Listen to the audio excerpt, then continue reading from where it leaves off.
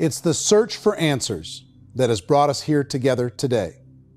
My name is Eric Worre, and for almost 30 years I've been an entrepreneur, struggling at times, but ultimately succeeding. As a best-selling author, speaker, and business owner, I've spent my entire career helping millions of people around the world to become entrepreneurs. And I believe strongly that there is, in fact, a better way when it comes to how we make a living. The career landscape has changed dramatically, and many are still working in a model that is completely out of date. What worked for previous generations isn't working as well for people today. In this film, we're going to explore 3 important questions. First, what's really going on in our working world today? Second, in this new economy, is it better to become an entrepreneur, or is it safer to work for someone else? And third, if a person decides to become an entrepreneur and start their own business, how can they do it without taking on massive risk? To help in this journey, I've brought together some of the greatest experts and thought leaders in the field of entrepreneurship to share the real facts with you.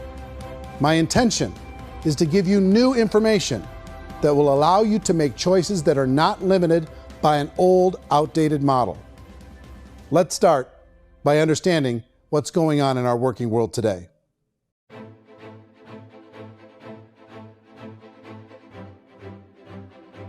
Let's look at unemployment. 30–40% of the people are honestly not working, but would be working. What our government does is if you haven't found a job in 6 months, we don't call you unemployed. We pretend you dropped out of the labor force. I've often said that unemployment, particularly structural unemployment, that's unemployment due to technological changes, is the first sign of economic growth. Think of it, 10 people live on an island. They go out every day and fish. One day, new technology shows up. A missionary brings them a net. Now, using the net, one pilots the boat, one throws the net. 2 fishermen can do all the work 10 used to. That's a 500% increase in productivity, 2 doing the work of 10, in one day. You don't have to learn a lot to learn how to throw a net instead of throw a fishing line. The island's got a big problem, 80% unemployment. But the island still has all the wealth of the fish because the 2 people produce as much fish as 10 did. Now, of course, looking back in history, these changes used to take thousands of years. And during that time, we went into farming and transportation. Some of us became doctors and some teachers and lawyers, and we developed all these new professions and new manufacturing jobs. Today, these changes are occurring literally in one day when a new technological advance occurs, and we don't have the social structures to deal with it or to retrain the unemployed people. So one of the things that I think is interesting as I travel across the country and really travel around the world is the way that we work and the way we get paid for work is changing pretty dramatically. On a global basis, everything is being turned upside down because of the rapidly advancing technologies. They are eliminating many jobs, and we have been left with many people not prepared for the jobs that exist. A lot of demand in public companies was to squeeze out all the fat and to get just as much margin as we possibly could, and fat equals humans. So this idea of job security in information age is so obsolete, but it's still taught inside our school system, and that's where the problem starts. There's no financial education in school system, and people are still trained to be employees to work for that paycheck. This is a chart on the middle class. What's happening in the middle class, those that went to school, their incomes have been coming down for years. And parents still say to their kids, go to school, get a job. Now what happens to all those middle class people who are dropping off the ends of off the chart? Well, they become what's called working poor. And this is what happens to working poor. But they say poverty is ending. Well, poverty may be ending, but working poverty is going up. And this is food stamp usage.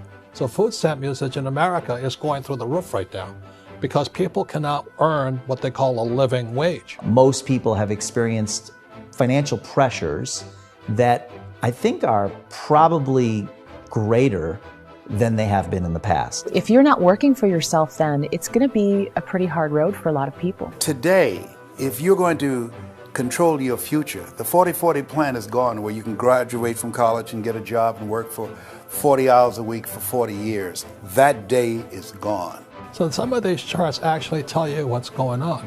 And this is a really interesting one. You know, people are going back to school because if I go back to school, I'll get a nice job. But this is what's happening to, it's called Sallie Mae, which is the student loan guys. Student loan is going through the roof. It's now over $1 trillion, and student loan debt is worse than credit card debt. So when people stopped using credit card, the government got people into student loan debt. And the problem with student loan debt is you can never be forgiven. See, with credit card debt, you can declare bankruptcy and all's forgiven. But student loan debt, you can declare bankruptcy, you still owe it. It's the worst of all debt. But this is the next picture. Look at this chart here. This is what's happening to wages of college graduates. It's going down. So you go to college, you rack up all this debt, but you earn less money. Now, that's not that intelligent. Average person who's been working a lifetime in America today is ending their lifetime at 65 with about $41,000 in assets. They earned just enough to survive. I think in the United States we have something like 17 trillion in debt. That's just the federal government debt. We got another 2 in municipal and in other, let's call it almost 20 trillion government. We've got 40 trillion in private debt. That comes up to close to 60 trillion. When you then add something we never had before, what you were talking about, when we look at the unfunded portion of Social Security and primarily Medicare, Medicaid, that at the most conservative estimates from outside firms, Kleiner Perkins, 67 trillion and growing. That's more than all our other debt. There's less conservative estimates that say it's 84 trillion or higher. I added up conservatively $127 trillion in total debt. Debt is a financial drug. When you take it to excess, it's like taking a drug. Yeah, it makes you feel better, it enhances your performance, but at a huge cost, eventually it kills you. And so that's what happens. We keep doing more and more debt, and you get less and less results, just like a drug, until the debt gets so high that it crushes the whole system. That's where we're at, 8.2 times GDP. You know who I feel sorry for? I feel sorry for the person who dreads going to work, who is sick to their stomach on Monday morning, who hates their alarm clock, who gets a little glimmer of hope on a Wednesday because it's hump day and says, thank God it's Friday. And they live for those 2 days a week where they get to be themselves and they don't have to be around people they don't like, and they don't have to play the political game in the office, and they don't have to live this half life. The person that works 50 weeks a year just to be able to have the 2 weeks for vacation. And you know what happens to most of them nowadays? They don't have a vacation. They have a staycation. They have time off of work, but they don't get to go where they want to go because they're overextended. They've got all this debt. They got all this situation. They hate their alarm clock. They can't sleep until they're done. They have to spend most of their life in traffic.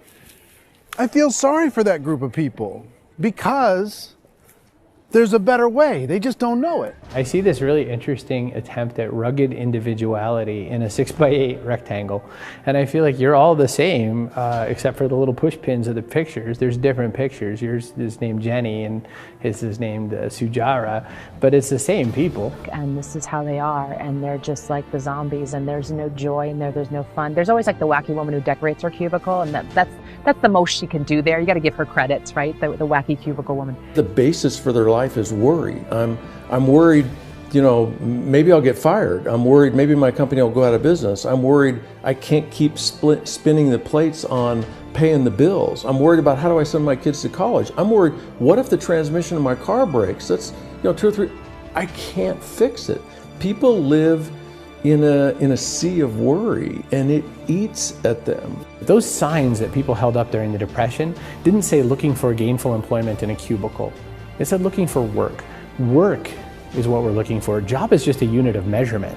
Work is what we're going after. It's time to look in the mirror and say, it's not the economy, it's my economy. It's my little world of where I am. I need to improve. I'm not going to wait for the economy to come back, because frankly, the economy is doing great in this country. So I'm here on Wall Street, the financial center of the universe, the financial capital of the world. This is where most people's money goes to at least be held for a time, right? With interest rates in banks being effectively zero, and many experts are predicting it's going to stay at zero for the next 10, 20, even 30 years, people feel like they don't have any choice but to put their future into equities, to put their future into the hands of other people on this stock market, and hope that the stock market goes up, hope that the stocks that their advisors pick or that they pick goes up. That's one way to go, I guess. It's my personal belief that if you put your future into the hands of yourself, in other words, you have earning power by yourself, I think you're a better investment than these guys. I think controlling your future is a better option than handing over your retirement to these guys. The average household income in the United States is approximately $50,000 a year, what they call the middle class. To reach the top 25% of income earners, you'd need to earn at least $90,000 a year. To reach the top 10% would be a household income of $140,000, the top 5%, $190,000, and to be in the top 1%, you'd need a combined household income of at least $380,000 a year. So here's the question. What do you think would give you the best chance to move up and get to the top 10%, the top 5%, the top 1% or beyond? In my opinion, and in the opinion of many, many experts, the answer is to become an entrepreneur, to become your own boss. I think you have to be a business owner. I can't, the only time I ever say to someone it'd be great to be an employee is when they've already told me they've surrendered. I only tell people who are wounded spiritually that they should be an employee. And it's that feeling that you get when you pick up the backpack off the little Cub Scout and say, "Don't worry, little guy, we'll get you back to the camp." You know, it is in no way a kindness when I tell someone they'd be a great employee. The other status symbol really increasingly is lifestyle. And people can own their own business, maybe even work out of their house. That, I tell you, people admire that. Like, gosh, I wish I could do that. The spirit of the entrepreneur is to be a risk taker and to be resourceful and unstoppable and to have a vision of yourself beyond where you are and not willing to settle for life as it is. You think about the great entrepreneurs, they're visionary, they have heart, they're willing to do today what others won't so they can do tomorrow what others can't. Personally, I don't think of the new economy, the old economy. I create my own economy. The entrepreneur's in control. I decide what the economy is going to be like. In the world of entrepreneurship, there are no limits. You can make as much as you want, depending on how much you want to work and how smart you are and how great a team you put together. There's no more lifetime rewarding business than being an entrepreneur. Why in America, where anyone could be anything, would people want to give up their freedom and become effectively a modern-day slave, told shut up and be here every morning at 7:30, leave at 5:30, and do what I tell you? If people decide to become an entrepreneur and work for themselves, they have some traditional options, but they're riskier than you might think. Any kind of a retail business, retail build-outs is extremely expensive. Even just these small little yogurt stores where they're putting little yogurt machines and you get all the different flavors, you're spending $200,000, $300,000, $400,000 to open a yogurt shop. I would love to buy a Dunkin' Donuts, but it's $500,000 or so to start. I don't quite have that just-in-case money. Risking lose it all, and most guys do 2 or 3 times, and even big guys like Branson, because I'm such a fan of his, half his companies don't work. If you make $1 million, your problems are going to go. If you make $1 billion, your problems are really going to go. Just the opposite. You and I know when you're making $1 million, you got $1 million responsibilities. You make $1 billion, you got 1,000 times $1 million responsibilities. And most people say, I'd love to be my own boss. 70% of Americans would love to be their own boss, according to recent polls. But they don't know how to get there. Because what are you going to do? One, you could buy an existing business. If somebody's selling an existing business, you have to ask why. Usually because it's probably hard. It's probably not making as much money as they hope. 2, they could buy a franchise. A little less risk, proven system, but it's expensive to be able to do that. 3, they could start something from scratch. And that's where a lot of people feel like, I don't have the chops to do it. I don't have the money. I don't have the product idea. I don't have the expertise. I don't have whatever it's going to take to be able to get there, and I can't risk my family to do it. So 4th, they could become an investor. A lot of people in this town invest to try and figure out a way, but you got to be pretty smart with that game too, right? Venture capitalists, who are the very best and most sophisticated in investing in new breakthrough businesses, make it on 1 out of 11. That means 10 out of 11 are mediocre or fail. Most of them fail. That's the risk there. An angel investor is lucky to get 1 out of 15 or 20. A business is a team sport. Like, I have to have accountants, I have to have engineers, I have to have system designers, I have to have sales, marketing, I have to have accounting, I have to have mission statements, I have to have legal and all that. The average Joe Schmo, even me, I go out there, I don't have the skills to put a business together. I think the bottom line for the 4 traditional options is they take money, sometimes a lot of it. They take expertise, and they take time. All of that adds up to just too much risk for most people. I bought a business from somebody else and it was a lot of work. And you start wondering, what did I just buy? Because I guess ultimately I own your email list and I just overpaid for it. People that start their own business, they spend a lot of money, they spend a lot of time, a lot of effort to get things started.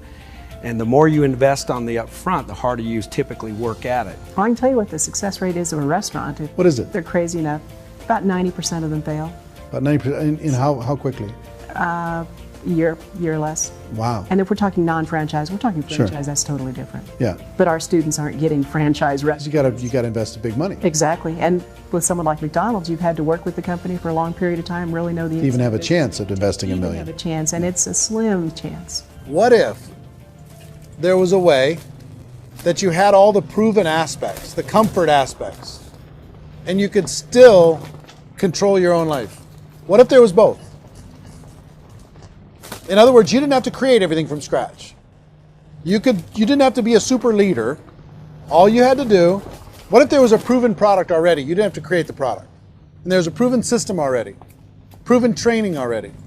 Everything except an employer. That was the only thing that you didn't have.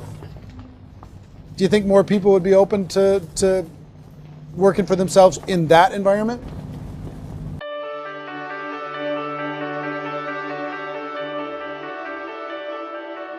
In our search for a better way to make a living, we've come to the conclusion that becoming an entrepreneur is actually safer than being an employee. And through our look at the entrepreneurial options, one particular path kept coming up from expert after expert. And I think most people will find it surprising because it's certainly a non-traditional business model. That model is for people to start their own business and become an entrepreneur through the creation of a network marketing business. Some people call it direct selling because the product is being sold directly from the manufacturer to the end consumer, cutting out the middlemen. Other people call it multi-level marketing, or MLM, because there are multiple levels of commissions paid. The most common term today is network marketing, because network marketing best describes using a large group of independent distributors, independent entrepreneurs, to move a product or service more efficiently. So my friend here, Donald Trump, and I, we always write about the network marketing industry. And the reason we support the network marketing industry is because it really is a business school for entrepreneurs. Because most people come out of school looking for a paycheck. Oh, that's terrible. I went to network marketing like that. I think if it didn't exist, we should invent it. It is that good. I think direct selling is a great way to do business today. It's very easy to get into that industry, and you can be self-employed, be in effect an entrepreneur. When we see multi-billionaires adding network marketing companies to their portfolio of companies, that would be a clue. When we see people who are very famous authors and very famous business people endorsing the industry, that would be a clue. These network marketing companies aren't $50 million companies, they're billions and billions of dollars. They lead the stock market, they're major companies. When we're going to get it? You know, and you're going to school to work for a paycheck, but if you want to be rich, be an entrepreneur, and network marketing gives you the spirit to be an entrepreneur. A traditional company will spend up to 50% of their total revenue on marketing. Network marketing companies use a different approach. Instead of having all that extensive marketing expense, they utilize a network of independent distributors to do the marketing for them. Now, why do they do this? First, because word-of-mouth advertising is so much more effective today than traditional media advertising. Second, some products need to be explained or demonstrated and an independent salesperson can do that more effectively than an ad campaign. Third, it's completely efficient. The company only pays for the marketing of their product if a sale happens and not before. Imagine if Amazon allowed you to become an independent distributor and paid out 40% of its revenue to that distributor group. All you had to do as a distributor was recommend a product, and if a person bought it on Amazon, Amazon would take care of all the logistics and you'd get paid for bringing the customer. Now imagine you got paid for every purchase that customer made for the rest of their lives. Well, Amazon doesn't offer this option, but network marketing companies do. 85% of all buying decisions in our society are made as a result of word of mouth or reputation. We're recommending things to each other all the time. You know, who's your dentist? Who's your doctor? Who's your lawyer? What detergent, are you using? What legal system are you using? What product are you using? We're talking to each other about the things that we love anyway. When you go into a big box retailer, you're lucky if the clerk looks you in the eye, much less gives you any detailed or accurate information about what you're purchasing. So of course, this personal information, this education coming from a friend, a neighbor, a relative, or even a stranger, but one who has experience with the product is extraordinarily valuable. As a matter of fact, network marketing can educate consumers probably better than any other form of marketing. It certainly can do better than advertising, because advertising usually has a certain hype to it and you can only get limited information. So, network marketing trumps advertising. If you were a typical sales company and you wanted to sell $1 million a month worth of product, you might go find 100 superstar salespeople. The quota would be $10,000 a month. So network marketing as a distribution system just flips the numbers. So we use 10,000 happy, raving fans of a particular product, and we don't concern ourselves so much with how much product each one of them individually sells. If they sell just $100 or $200 a month, and there's 10,000 of them, you're selling $1 million to $2 million a month worth of product. And that's the best way I can explain how network marketing works. This is the marketing arm of the company. There's not money being wasted on bricks and mortar. There's not money being wasted on inventory that's sitting stagnant somewhere. There's not of employees standing around that don't have customers. These are people that are going to connect with customers. These companies allow people to become independent distributors for extremely low cost and with no minimum time or sales quota. Essentially, they own their own business and can provide as much or as little sales as they choose. In other words, the distributor gets all the benefits of traditional business ownership without the risk. The advantage of network marketing is the ease of entry, the low risk, and the low startup cost, because almost everything else has very high risk. You can get in for a minimal investment. You're buying into a system that's already been proven, products or services that have been proven to work. The keys to network marketing is providing an opportunity for the masses to get involved, providing an opportunity for the average person who doesn't have the resources to start their own business. All of this so far is fairly straightforward, but network marketing offers another benefit, and it's this benefit that makes it so interesting for entrepreneurs. Network marketing allows a distributor to build their own network of other distributors and then compensates them on the sales created by that entire group. Direct selling is, at its base, very simple. It's the sale of a product or service to an individual on a face-to-face, one-on-one basis, just the way we're talking right now. But there's an important element as well, and that's the offering in conjunction with that sale of product, the offering of an opportunity for someone to make something of themselves. No matter what your social status is, no matter what language that you speak, I mean, look how many unbelievable people are becoming successful that speak every kind of language out there. What an awesome gift to give the world. Instead of having to work your way up in a system and prove that you could be a sales manager, they just decided everybody can be a sales manager. Everybody gets to build a sales team from day one.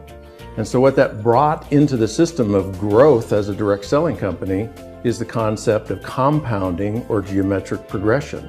Because now you can actually grow a sales force very quickly because everybody is enrolling people in their own sales force. People who are like, oh, this is weird, I'm building a sales team, or what do you think you do at a regular company? How do you think a regular company works? Network marketing is the only industry that doesn't say your past determines your future. It looks at your past and says, okay, now what can we train you to do so you can have a great future? Every other employer out there wants to exploit you for what you already know, not teach you something new. Network marketing has the potential to save the United States and the world because it's going to teach people not to be employees, but to be entrepreneurs.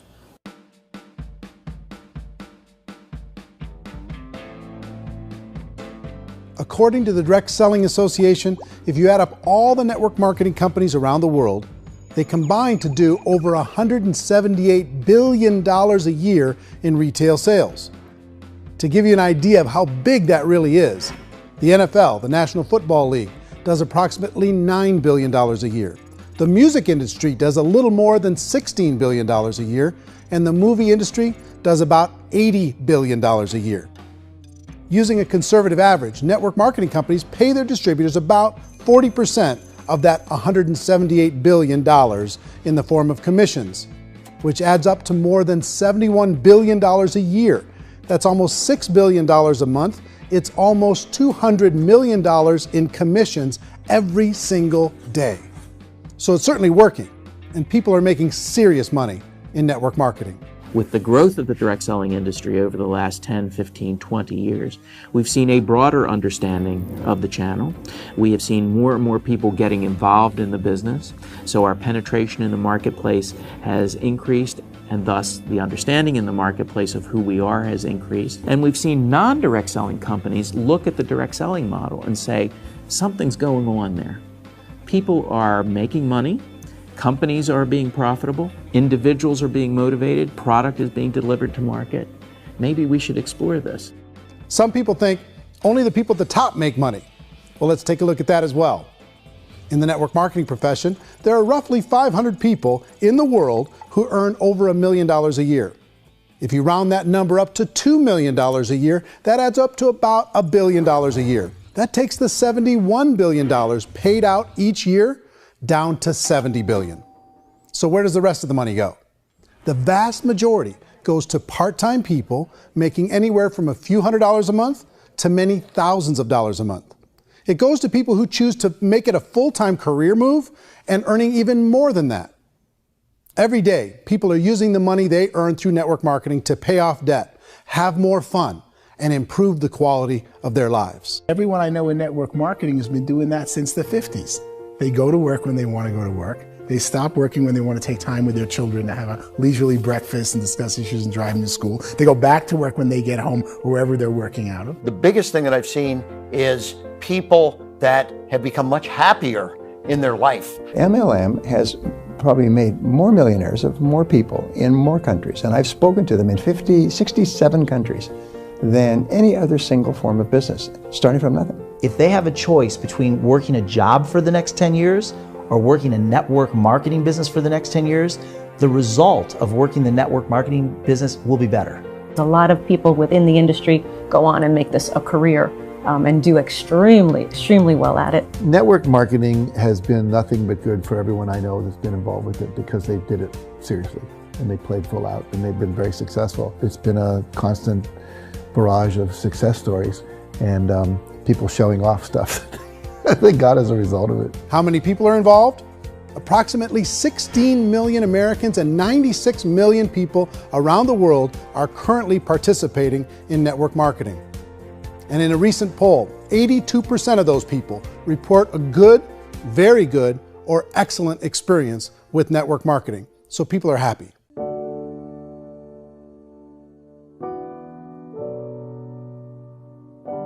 So I've taken a look at the network marketing profession and really tried to understand why so many people are confused as to the validity of this as a business.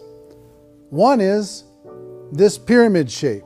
People get really messed up with this pyramid. Oh, it's one of those pyramid things. So I just think there are a lot of haters out there who really don't understand the industry and say, oh, it's a get-rich-quick scheme. It's a pyramid. Well, corporate America is a pyramid scheme. You know what I mean? It goes like this. You have thousands of MBAs, let's say working for Ford or General Motors or Coca-Cola. If all these MBAs, they're all trying to get to here, that's a pyramid. Only one guy's going to make it. Every 10 years, one's going to make it. Whereas you look at network marketing, it's like this. So you're here, and your job is to develop other CEOs coming up behind you. So it's an inverse pyramid. In network marketing, it's a very simple concept. If you sell product, you get paid. It is paid based on production. There is no first mover's advantage. There is no investment component where the more somebody spends, the more they're entitled to make. So the two are polar opposites of each other. It doesn't matter what shape the company is or the compensation plan is shaped, whether it's a circle or a pyramid or a triangle or a trapezoid, it doesn't matter. If compensation is coming primarily from recruitment, then you've got a problem. On the other hand, if an operation is basing their compensation to participants on the basis of sales, even when those sales are generated by people you've recruited, well, then you're a perfectly legitimate enterprise. That's the legal test, it's the practical test. Another issue that's been true in the past that is no longer true now is people used to be in network marketing loaded up with products that they couldn't sell, and they ended up a loser. They ended up with a bunch of product in their garage, they ended up with a bunch of products sitting in their kitchen shelves or whatever, and they thought they could sell it, and then they weren't willing to or able to sell it, and they ended up with a bunch of stuff, and they were bitter about it. There was this thing called front loading where you had to buy, like, well, if you bought $25,000 worth of product, you got better commissions and all this. Today, it's almost all done by computer. It's direct mail, comes from a warehouse somewhere else. You don't have to have all this inventory. You don't have to stock up. It's a paperless world now. You know, most of it's done online. You have a back office. It really works. And I mean, the technology has changed everything. Third issue is people start talking about 99% of people in network marketing don't make any money. Well, we've talked about that over the course of this journey together. Almost $200 million a day is being paid out to network marketing distributors around the world. The naysayers, the people who say that it doesn't work, are usually the ones who just don't know how to make it work for themselves. And so they're giving you an opinion, and I tell people, don't confuse people's opinions with expertise, because opinions are free. And don't confuse sincerity with the truth, because people can be sincerely wrong. But here's the reality inside of network marketing.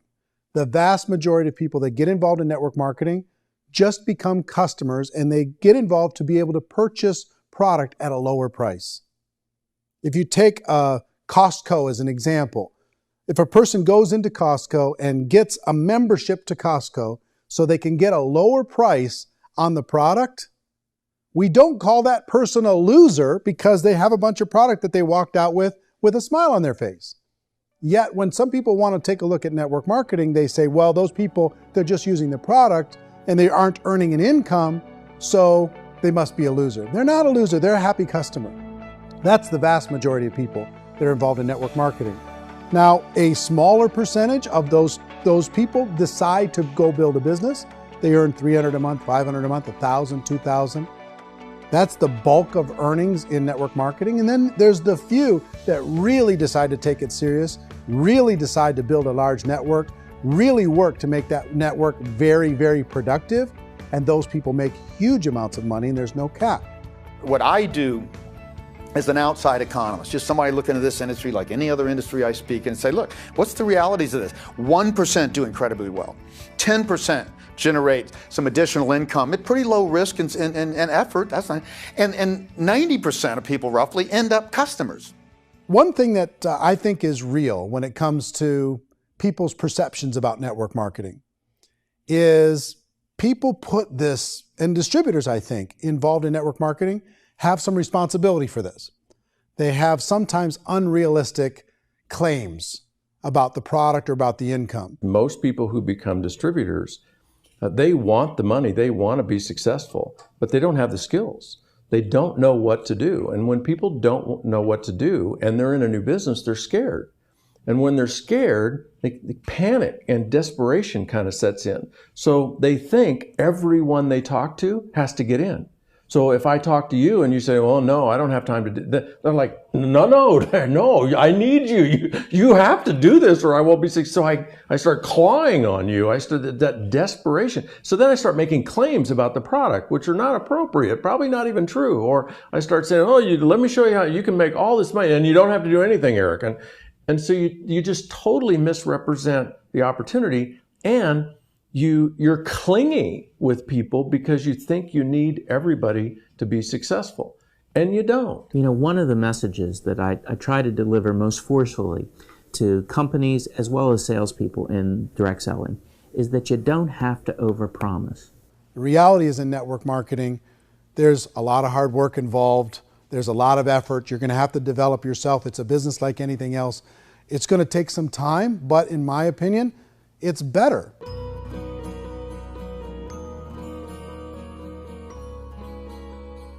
It's light years better for people starting today than it was even 5 years ago. I think it's more widely accepted now, and people understand it is a business. It is being an entrepreneur. It is being a business owner. Our belief system is based upon our evaluation of something, and frequently if we reevaluate a situation, our belief about that situation will change. The industry has changed and it's grown up. It's totally transformed. You've got young people today that have grown up with social media, and they understand networks. They understand how people are connected through technology, and they understand how money flows through those networks.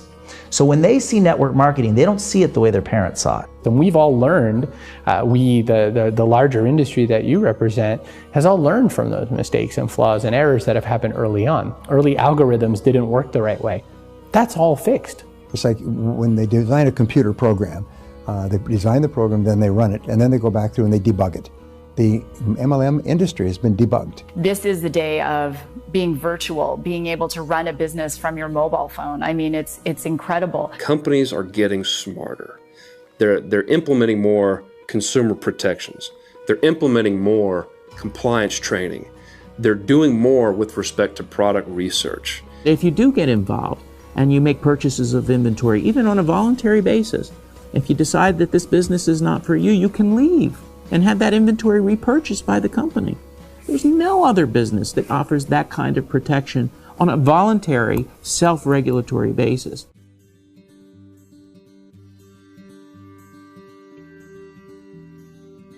If you decide to look further into a network marketing business in order to generate more cash flow for your family, I would recommend reviewing the following 4 elements.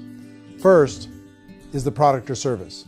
And on the product or service, I would ask 5 important questions. 1, do you like it? Is it something you would feel comfortable sharing with others? 2, is there a recognized need in the marketplace? It's hard to create a need if one isn't naturally there.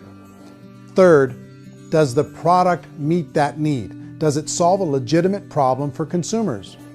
And 4th, is it priced to sell? Can it compete in the marketplace? And 5th, is it priced for profit?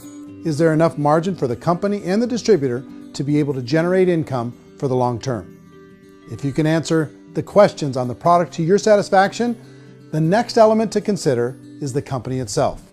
Is it well run? Do you believe in the founders or the management team? Do you feel they have what it takes to go all the way? See, it doesn't matter how good the product is if the management can't take care of the company. Good management can change with the times. They can handle adversity. They can make good decisions. Make sure you choose a company that can serve you for a long time. The 3rd element to consider is the compensation plan. And with that, there are 3 important things to look at. First, a brand new person needs to be able to generate some money fairly quickly. It may be an obvious reason, but you can probably imagine the ripple effect of a distributor getting involved and having even a small victory fast. That can only help with the overall success of the organization. Second, a person should be able to develop a moderate part-time income in a reasonable period of time. As they develop their network and as their sales grow, they should be able to enjoy more benefits. And 3rd, for the people who are really serious, for those who decide to really go pro in the network marketing profession, there should be the possibility to make a serious full-time income if they work hard and are committed to developing their skills. If you're comfortable with the product, the company, and the compensation plan, the last thing you should look at is the support that will be made available to you. Does the company have a website? Does it have a solid online reporting tool? Do they have comprehensive training available? Do they host events to help you build your business? If you decide to do this, what kind of a support system can you plug into? Choosing a network marketing company is a personal decision. But evaluating the 4 elements of product, company, compensation plan, and support is a great place to start. Is the company promising that you're going to get rich quick or that you can make a lot of money without a lot of effort? That's a red flag. Is there a product that you really believe in that you think can be sold?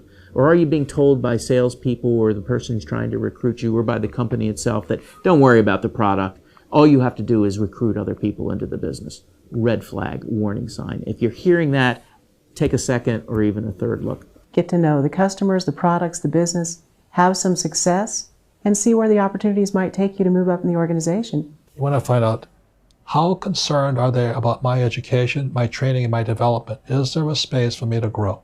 Most important question. Learn everything that you can about the product. Make sure it's something that you believe in, and learn everything you can about the industry and work that system. You have to be very passionate about whatever that company is doing. I would get involved.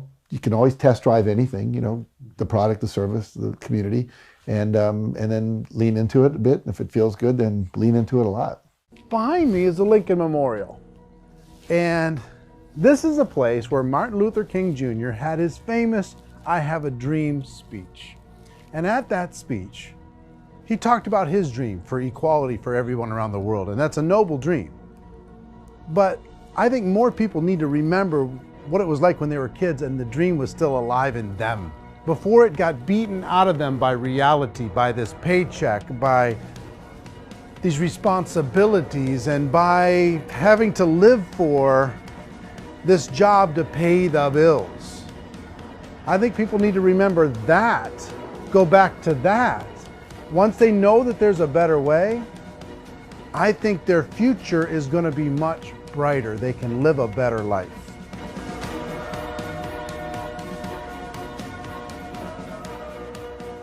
So if you're considering getting involved in a network marketing company, let me offer you just a few pieces of advice. First, network marketing isn't perfect. It's emotional, it's challenging. Like any entrepreneurial venture, it can have its up days and its down days.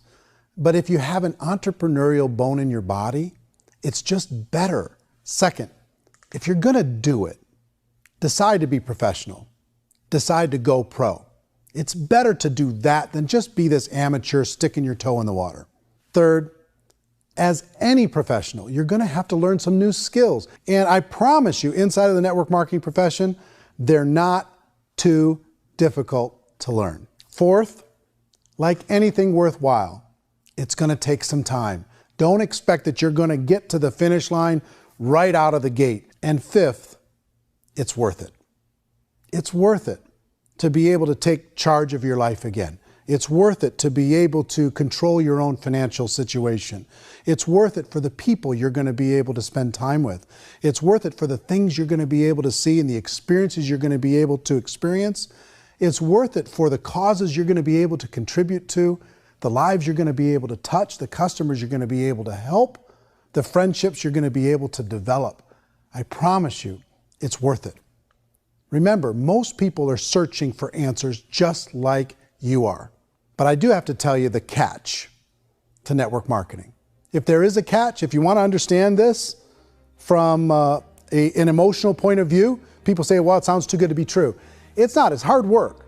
But here's the catch. Most people still don't understand it. So you're going to have to endure the loss of social esteem from ignorant people. The uneducated will think less of you. Now, if you can handle that, you're on your way. If that's going to destroy you, you know what? Entrepreneurship in general probably isn't in your future. If you can face that catch, you can become unstoppable. I want everyone to really contemplate this if they're not in network marketing. You're in a job, you probably have a mortgage, you have rent, you have debt, whatever's going on. You're in a prison. You work just hard enough to keep them from firing you, and they pay you just enough to keep you from quitting. Come on! I've been there, done that, and bought that t-shirt. In network marketing, if you run into failure, it's really just a homework lesson for yourself. There's no one to blame. You really have no excuse not to be successful. You just don't. People don't want to hear that, but there's so much available to you. If you want to be a good network marketer, be a student to the people above you, be a fellow traveler to the people on the same level, and be a teacher to those below, and know when it's appropriate to do which. People who are not afraid of asking people to buy things or not afraid of persuading people with the chance they may say no. These people own the future. Nothing happens until something moves. So you got to go move, you got to go do something, or nothing's going to change in your life. In the beginning, you're going to do a lot of things that you don't get paid for. But as you go down the road, you get paid for a lot of things that you don't do. And your job is rehabilitate the spirit, the entrepreneur spirit in all of us. You give it back. Either give it a strong yes or a strong no, but no wishy-washy, dilly-dally stuff in the middle. There's dreams and there are nightmares, but I believe that the biggest nightmare of all is when you don't pursue your dream. You're going to see some monumental growth in this profession. It's an exciting, exciting time to be involved with the network marketing profession. The next 10 years, I see just exponential growth. When that tipping point comes, it's not a matter of asking somebody, have you ever heard about network marketing? You're really asking them, which company are you building your wealth in? We are here to fix the world, to improve relationships with other people, to improve other lives. And the real reward comes as an entrepreneur in any level from teaching somebody something and watching them soar. There is no greater reward.